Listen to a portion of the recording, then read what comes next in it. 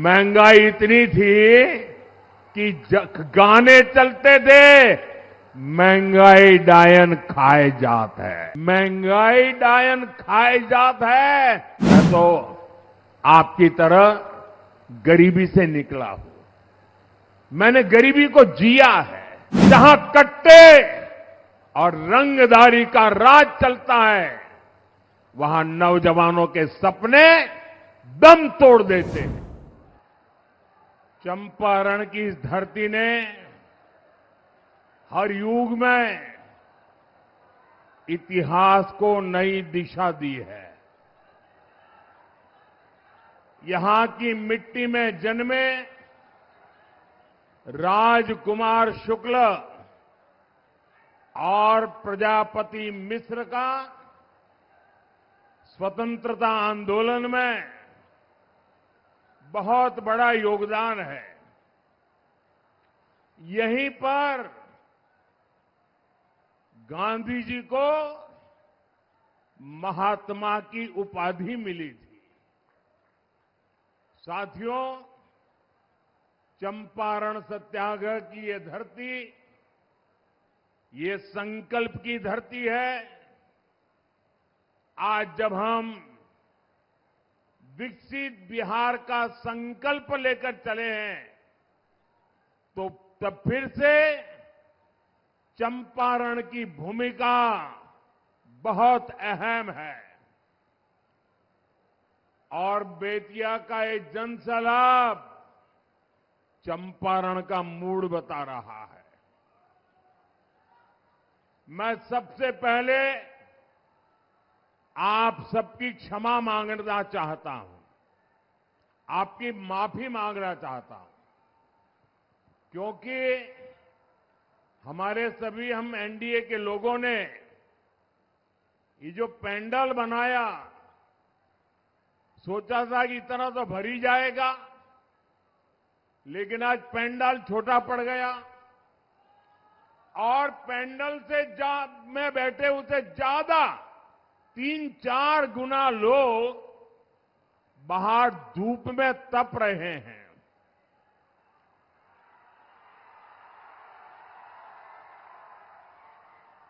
जो लोग धूप में तप रहे हैं, मैं उनसे क्षमा मांगता हूं कि हमारी व्यवस्था कम पड़ गई, हमारा पेंडल छोटा पड़ गया, और उस कमी के लिए मैं आपकी माफी मांगता हूं।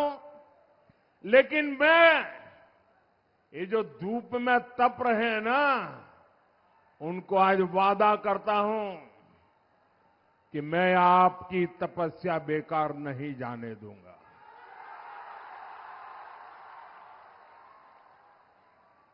और मैं सवाया विकास करके आपकी तपस्या को लौटाऊंगा, ये मोदी की गारंटी है। साथियों, इतनी बड़ी तादाद में जब आप हमारे सब साथियों को आशीर्वाद देने आए हैं, तो मेरे साथ एक बात बोलेंगे? आप सब बोलेंगे? ये आगे जो महाशय बैठे हैं, क्या वो भी हिम्मत करेंगे? यहां भी आवाज आएगी, वहां भी बोलेंगे? नहीं चाहिए कट्टा सरकार, नहीं चाहिए, नहीं चाहिए, नहीं चाहिए कट्टा सरकार। फिर एक बार, फिर एक बार, फिर एक बार, नहीं चाहिए कट्टा सरकार। फिर एक बार। साथियों, बिहार में इस विधानसभा चुनाव के चुनाव अभियान एक प्रकार से मेरी समापन रैली है। मैंने भारत रत्न जननायक कर्पूरी ठाकुर जी की जन्मस्थली से उस पवित्र भूमि के आशीर्वाद लेकर के आपके पास आशीर्वाद मांगने के लिए चुनाव अभियान शुरू किया था। और आज यहां पूज्य बापू के सत्याग्रह की भूमि चंपारण में इस चुनाव अभियान की ये मेरी आखिरी सभा है। मेरा अभियान यहां संपन्न हो रहा है। मेरा अभियान भले आज संपन्न होता हो, लेकिन चुनाव प्रचार कल शाम तक चलने वाला है। कल शाम के बाद खत्म होने वाला है। लेकिन यहां बिहार के नौजवानों ने, बिहार की महिलाओं ने, बिहार के मेरे गरीब भाई बहनों ने, बिहार के मध्यम वर्ग ने, बिहार के किसानों ने, गांव में रहने वालों या शहर में रहने वाले हो, सबने कंधे से कंधा मिला करके एक ही सपने को लेकर एनडीए के समर्थन में चुनाव प्रचार खुद संभाल लिया। मैं कह सकता हूं, ये चुनाव हम लोग नहीं लड़ रहे हैं, कोई एनडीए का नेता नहीं लड़ रहा है, न मोदी लड़ रहा है, न नीतीश कुमार लड़ रहे हैं। ये चुनाव बिहार की जनता लड़ रही है। साथियों, मैंने जब भी बेतिया से, चंपारण से आशीर्वाद मांगा है, तो आपने कोई कमी नहीं छोड़ी है। इस बार मेरी उम्मीदें आप सभी से और ज्यादा बढ़ गई है। जो देता है उसी तो मांगने का मन करता है। 11 नवंबर को दूसरे चरण में मुझे सिर्फ सीटें जीतनी है इतना नहीं है, मुझे तो इस बार यहां के हर बूथ में जीतना है, हर बूथ में जीतना है। जिताओगे? बूथ में जिताने की ताकत आपकी है। एक भी बूथ हमें हारना नहीं है दोस्तों। ये मिजाज होना चाहिए। हम हर बूथ पर एनडीए के इन सभी उम्मीदवारों को विजयी बनाएंगे। और मैं आपको वादा करता हूं, जितनी बड़ी जीत मिलेगी बिहार में, एनडीए की विजय विकास की एक बहुत बड़ी ताकत बनने वाली है। साथियों, अपने पूरे चुनावी अभियान के दौरान मैंने देखा है, एक रैली दूसरी रैली का रिकॉर्ड तोड़ देती थी। एक के बाद एक रिकॉर्ड टूटते जा रहे थे। और पहले चरण के मतदान में भी सारे रिकॉर्ड आपने तोड़ दिए हैं। देश आजाद हुआ तब से लेकर के आज तक के सारे रिकॉर्ड तोड़ दिए हैं। मैंने बिहार के सपनों और संकल्पों को लेकर के इस चुनाव अभियान में व्यापक चर्चा की है। एनडीए की डबल इंजन सरकार ने क्या किया है और आगे क्या करने जा रही है, अपना काम और भविष्य का रोड मैप, ये दोनों हमने बिहार की जनता के सामने रखा है। आज बेतिया से मैं बिहार के हर माता पिता, बिहार की हर बहन बेटी, बिहार के हर नौजवान से कहूंगा, वो दिन दूर नहीं जब बिहार की पहचान फूड प्रोसेसिंग के पावर हाउस के रूप में होगी। जब बिहार की पहचान टूरिज्म से होगी, बिहार की पहचान टेक्सटाइल से होगी, बिहार की पहचान टेक्नोलॉजी से होगी। आज बिहार की पहचान मेक इन इंडिया के एक बड़े सेंटर के रूप में होने की दिशा में कदम बढ़ रहे हैं। बिहार ने सामाजिक न्याय की परिभाषा देश को दी है। अब बिहार समृद्ध भारत का, विकसित भारत का नया उदाहरण बनेगा। इसके लिए मैं आज बेतिया का, चंपारण का, आप सबका, मेरे साथियों के लिए आशीर्वाद मांगने के लिए आया हूं। साथियों, बेतिया ने, चंपारण ने आरजेडी कांग्रेस के जंगल राज का सबसे डरावना रूप देखा है। जंगल राज वालों ने सत्याग्रह की इस पुण्य भूमि को लठेतों और डकैतों का गढ़ बना दिया था। आए दिन यहां हत्याकांड होते थे। बहनों बेटियों का घर से बाहर निकलना मुश्किल था। साथियों, ये सारी बातें मैं आपको इसलिए याद दिला रहा हूं क्योंकि जहां कानून का राज खत्म होता है, वहां सबसे पहले गरीब, वंचित, पीड़ित बेहाल होता है। जहां कट्टे और रंगदारी का राज चलता है, वहां नौजवानों के सपने दम तोड़ देते हैं। जहां गुंडा राज होता है, वहां दुकानदारी चौपट हो जाती है, व्यापार कारोबार ठप पड़ जाता है। साथियों, आपने नीतीश जी के नेतृत्व में एनडीए का सुशासन देखा है, आपने शांति देखी है, बिहार के लोगों ने सुकून पाया है।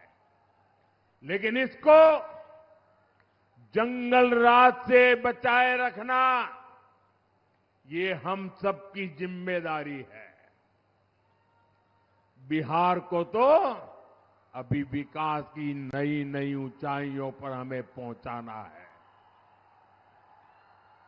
और इसलिए मेरे उत्साही नौजवानों, मेरे जोश से भरे नौजवानों, मेरे साथ बोलिए, एक साथ बोलिए, नहीं चाहिए कट्टा सरकार,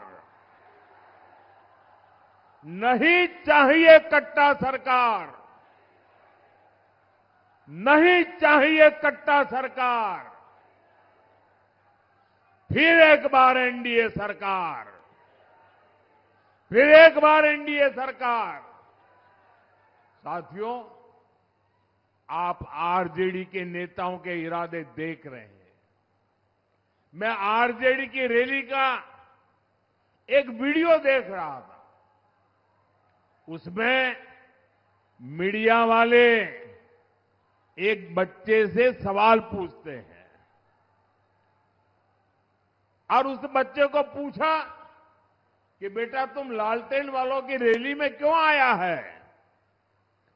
छोटा सा बच्चा लालटेन वालों की रैली में आया है और जब पत्रकार उसको पूछते हैं तो छोटा सा बच्चा भी बड़ा माथा ऊंचा करके कह रहा है कि आरजेडी सरकार रंगदार बनाती है और वो बच्चा कहता है मैं खुद रंगदार बनना चाहता हूं।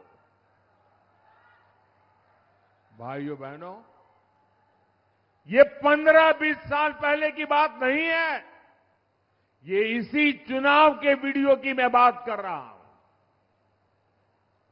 हम यहां आईटीआई बना रहे हैं, इंजीनियरिंग कॉलेज खोल रहे हैं, मेडिकल कॉलेज बना रहे हैं और ये आरजेडी कांग्रेस वाले बिहार के बच्चों को रंगदारी के लिए प्रेरित कर रहे हैं। साथियों, ये चुनाव सिर्फ आरजेडी कांग्रेस की पराजय तक सीमित नहीं रहने चाहिए। आपको उस मानसिकता को हराना है जो बिहार के बच्चों में जहर का बीज बो रही है। साथियों, बिहार तभी आगे बढ़ेगा जब यहां के युवाओं के सपनों को, उनकी आकांक्षाओं को प्रोत्साहन मिलेगा। ये काम एनडीए की डबल इंजन सरकार कर रही है। एनडीए सरकार बचत भी बढ़ाती है और विकास भी करती है। हमारी सरकार ने ऐसे निर्णय लिए हैं, ऐसी नीतियां बनाई हैं जिससे हर परिवार को बचत होती है। 2014 से पहले जब दिल्ली में आरजेडी के समर्थन से कांग्रेस सरकार चलती थी, तब महंगाई चरम पर थी। वो समय याद कीजिए। जो 30, 35, 40 साल के लोग हैं, उनको तो जरूर याद आएगा। आपको याद है उस समय कौन से गाने चलते थे? महंगाई इतनी थी कि गाने चलते थे, महंगाई डायन खाए जात है, महंगाई डायन खाए जात है। ऐसे गाने तब कितने मशहूर हुए थे। आज आप देखिए, देश में जीएसटी बचत उत्सव चल रहा है। रोजमर्रा की जरूरत की जितनी भी चीजें हैं, उन पर जीएसटी या तो जीरो हो गया है या बहुत कम रह गया है। इसे खाने पीने का सामान, साबुन, तेल, दंतमंजन, जूते, कपड़े, ये सब पहले से कहीं ज्यादा सस्ते हो गए। बिहार में भी आप लोगों को स्कूटर, मोटरसाइकिल, पंखा, टीवी, फ्रिज, वॉशिंग मशीन, इन सारी चीजों की खरीद पर हजारों रुपयों की बचत हुई है। अगर मैं पिछले साल से तुलना करूं, इस साल अक्टूबर में, यानी पिछले साल का अक्टूबर महीना और इस साल का अक्टूबर महीना अगर मैं तुलना करूं, तो बिहार में पहले से 3 गुना ज्यादा मोटरसाइकिल की बिक्री हुई है। आप कल्पना कर सकते हैं? 3 गुना ज्यादा मोटरसाइकिल अकेले बिहार में बिकी है। साथियों, यही किस्सा मोबाइल फोन का भी है। पिछले वर्ष अक्टूबर में बिहार में करीब 6 लाख मोबाइल फोन बिके थे। इस वर्ष अक्टूबर में पिछले साल के मुकाबले करीब करीब 2 गुने, यानी लगभग 11 लाख मोबाइल फोन अकेले बिहार में 1 महीने में बिके हैं। यानी बिहार के युवा, बहनें, बेटियां जीएसटी बचत उत्सव का पूरा फायदा उठा रहे हैं। साथियों, ये जंगलराज वाले आपकी बचत लूटने में जुटे रहते थे। ये लोग अपनी तिजोरी भरते थे, लेकिन ये हमारी सरकार है जो आपके पैसे बचाने वाले ऐसे कार्यक्रमों की रचना करती है, ऐसे फैसले लेती है। हमारी सरकार के दौरान मोबाइल फोन तो सस्ते हुए ही हैं, फोन पर बात करना भी बहुत सस्ता हो गया। अगर आरजेडी कांग्रेस की सरकार होती तो आप लोग वीडियो कॉल कर ही नहीं सकते थे, क्योंकि आपका बिल ही हजारों लाखों में आता। ये मोदी है जिसने मोबाइल के डेटा इतना सस्ता कर दिया है कि आपको अब ज्यादा पैसा नहीं खर्च करना पड़ता। साथियों, पहले गरीब की कमाई का एक बड़ा हिस्सा अनाज और इलाज के इंतजाम में ही चला जाता था। मैं तो आपकी तरह गरीबी से निकला हूं। मैंने गरीबी को जिया है। गरीबी क्या है वो मुझे किताबों में नहीं पढ़ना पड़ता है, टीवी में नहीं देखना होता है। गरीबी को मैं जी करके आया हूं और इसलिए मैं गरीब की चिंता भली भांति समझता हूं। इसलिए हमारी सरकार ने जरूरतमंद के लिए अनाज मुफ्त कर दिया और गरीबों के लिए, बुजुर्गों के लिए इलाज भी मुफ्त कर दिया। साथियों, आयुष्मान भारत योजना से देश के गरीब परिवारों को 1.25 लाख करोड़ रुपए की बचत हुई है। पीएम जन औषधि केंद्रों में 80% डिस्काउंट पर दवाएं मिलती है। इनसे लोगों को करीब 40,000 करोड़ रुपए की बचत हुई है। साथियों, हमारी सरकार कर्मचारियों को, व्यापार करने वालों को, यानी हर टैक्स पेयर को भी फायदा देती है। इसी साल 12 लाख रुपए की इनकम पर टैक्स जीरो कर दिया गया। अगर मैं इनकम टैक्स और जीएसटी को जोड़कर बताऊं तो देश के लोगों को एक साल में करीब 2.5 लाख करोड़ रुपए की बचत होनी तय हुई है और इसमें बिहार का भी हर परिवार शामिल है। साथियों, एक तरफ हमारी सरकार हर परिवार की बचत करा रही है, दूसरी तरफ विकास पर भी ज्यादा खर्च करती है। इसका प्रमाण यहां बेतिया में दिखता है, चंपारण में दिखता है, जहां हजारों करोड़ रुपए के 3 नए हाईवे प्रोजेक्ट मंजूर हुए हैं। मणिकापुर से दीघा तक 6 लेन हाईवे पुल का निर्माण हो रहा है। जब ये पूरा हो जाएगा तो पटना से बेतिया की दूरी सिर्फ 1.5 घंटे की रहेगी। गंडक पर नया पुल भी प्रस्तावित है। इससे उत्तर प्रदेश के साथ कनेक्टिविटी और बेहतर होगी। पटना से गोरखपुर तक वंदे भारत एक्सप्रेस वे अब बेतिया से होकर चलती है। यहां रेलवे स्टेशन आधुनिक हो रहा है, रक्सौल में एयरपोर्ट बन रहा है। साथियों, ऐसी शानदार कनेक्टिविटी से यहां किसानों और पशुपालकों को भी फायदा हो रहा है और यहां नया उद्योगों को भी बढ़ावा मिल रहा है। पश्चिम चंपारण का कुमारबाग भी एक बड़ा औद्योगिक केंद्र बन रहा है। इससे भी यहां विकास और तेज होगा। साथियों, विकास तभी होता है जब भ्रष्टाचार नहीं होता, जब घोटाले नहीं होते। लेकिन आरजेडी और कांग्रेस के नेताओं को तो यही एक काम आता है और कोई काम आता भी नहीं है। ये लोग तो राजनीति में आते ही इसलिए हैं ताकि आपको लूट सके। आरजेडी का जो शीर्ष परिवार है वो बिहार का सबसे भ्रष्ट परिवार है। कांग्रेस का जो शाही परिवार है वो देश का सबसे भ्रष्ट परिवार है। और ये जो नामदार यहां घूम रहे हैं, ये दोनों नामदार हजारों करोड़ रुपए के घोटालों के आरोप में जमानत पर चल रहे हैं, जमानत पर। ऐसे भ्रष्टाचारी बिहार को सिर्फ बर्बादी की राह पर ही ले जा सकते हैं। साथियों, जब सुशासन आता है तो सबसे अधिक फायदा बहनों बेटियों को होता है। हमने तो वो दिन देखे हैं जब गरीब परिवारों की माताएं बहनें पानी के लिए तरसती थी, धुएं में खाना बनाती थी, शौचालय के अभाव में पीड़ा सहती थी। हमारी सरकार ने घर घर तक ये सुविधाएं पहुंचाई है। साथियों, सुविधाएं नहीं, हमारी सरकार बहनों बेटियों को सम्मान भी दे रही है, रोजगार और स्वरोजगार के अवसर भी दे रही है। बिहार में एनडीए सरकार ने पंचायतों में 50% आरक्षण महिलाओं को दिया। लोकसभा और विधानसभाओं में 33% महिला आरक्षण की व्यवस्था भी हमारी सरकार ने की। यहां बेटियों को नौकरियों में 35% आरक्षण भी नीतीश जी की सरकार ने दिया है। साथियों, मुख्यमंत्री महिला रोजगार योजना भी मातृशक्ति को सशक्त करने का एक बड़ा प्रयास है।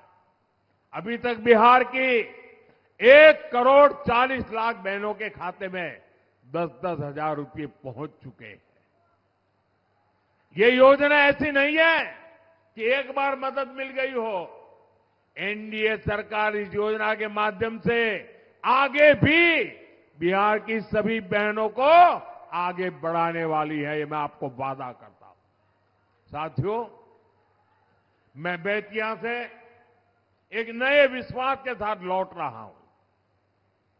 मैं आप सभी से आग्रह करूंगा, जरा मेरे सामने जो भी बाहर खड़े हैं, यहां बैठे, सबसे आग्रह करूंगा। मेरी चुनाव का ये आखिरी सभा है और इसलिए मेरा विशेष आग्रह है, जरा अपना मोबाइल फोन बाहर निकालिए। सब लोग अपना मोबाइल फोन बाहर निकालिए। ये ऊपर वाले भी मोबाइल फोन लेके बैठे हैं तो बाहर निकालें। सबका मोबाइल फोन बाहर निकाल करके उसकी जो लाइट है ना वो जरा जलाइए। जरा सबके सब लोग लाइट जलाइए। ये जो प्रकाश आपके हाथ में है, ये जो प्रकाश आपके हाथ में है, ये विकसित बिहार का रास्ता दिखा रहा है। ये वो संकल्प है जो बिहार में लालटेन के अंधकार को कभी लौटने नहीं देगा। मैं बेतिया से, पूरे चंपारण से, पूरे बिहार से कहूंगा, अब मैं आज जब आपके पास से विदाई ले रहा हूं, आपके आशीर्वाद लेकर के जा रहा हूं, विजय के पूरे विश्वास के साथ जा रहा हूं। अभूतपूर्व विजय के पूरे वातावरण को मैंने पाया है, देखा है, और इसलिए मैं आज आपको वादा करता हूं, मैं आज जा रहा हूं, आप 11 को वोट डालेंगे, 14 को गिनती होगी और मैं फिर से एक बार एनडीए सरकार के शपथ ग्रहण में फिर से पटना आऊंगा। मैं छोटी बिटिया के हाथ में लाइट देख रहा हूं, यहां मुझे बिहार का भविष्य दिख रहा है। और यहां आपको मेरी बात याद रखनी है, 11 नवंबर को जहां जहां वोटिंग है, वहां पहले चरण के मतदान के रिकॉर्ड भी टूटने चाहिए। ये पहले चरण वालों ने अब तक के सारे रिकॉर्ड तोड़ दिए। अब आपका काम है पहले चरण वालों का रिकॉर्ड तोड़ना। तोड़ेंगे?